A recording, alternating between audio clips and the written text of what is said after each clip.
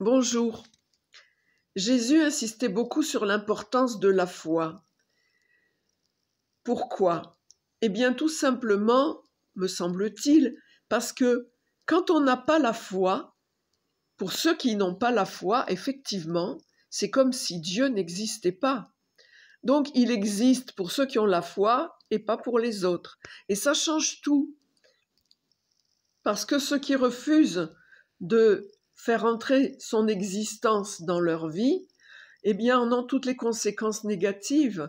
Ils ne comprennent pas le pourquoi de leur vie et ils ne comprennent pas le pourquoi de la souffrance éventuellement.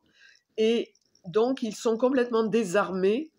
Et souvent, d'ailleurs, ça les renforce dans leur athéisme parce que, au départ, les gens qui ne veulent pas croire en Dieu, c'est parce qu'ils n'arrivent pas à comprendre pourquoi il y a de la souffrance et des injustices dans la vie.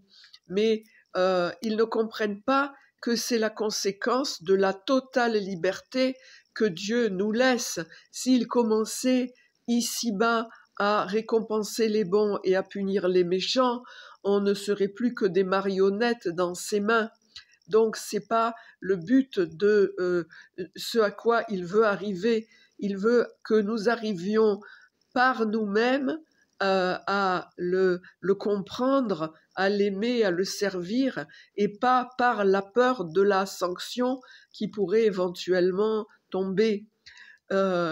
Le mal, la souffrance, l'injustice qui sont dans le monde sont en majeure partie dus aux activités coupables des humains, à leur égoïsme, à leur avidité, à leur manque de compassion et de charité. Donc on n'a qu'à nous en prendre à nous-mêmes et au contraire, nous tourner vers Dieu pour qu'il change notre cœur et que justement on arrive à changer le monde. Donc là, il faut aussi faire preuve d'humilité, parce que c'est aussi un manque d'humilité. On veut s'imaginer qu'on peut par nous-mêmes déterminer ce qui est bien, ce qui est mal. On veut avoir une totale liberté dont on fait un très mauvais usage. On ne veut pas les contraintes d'éventuelles lois ou commandements qui restreindraient nos activités.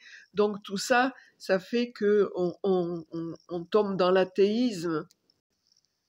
Mais Dieu ne démissionne pas.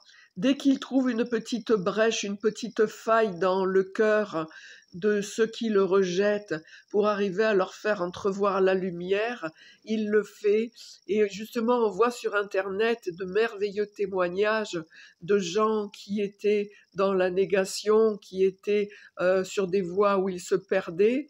Et puis d'un coup, ils ont eu cette lumière qui est intervenue dans leur vie et qui l'a totalement bouleversés, ils en sont éblouis, émerveillés, donc je vous le souhaite à tous, et c'est pour ça que je fais cette vidéo, pour ouvrir des perspectives.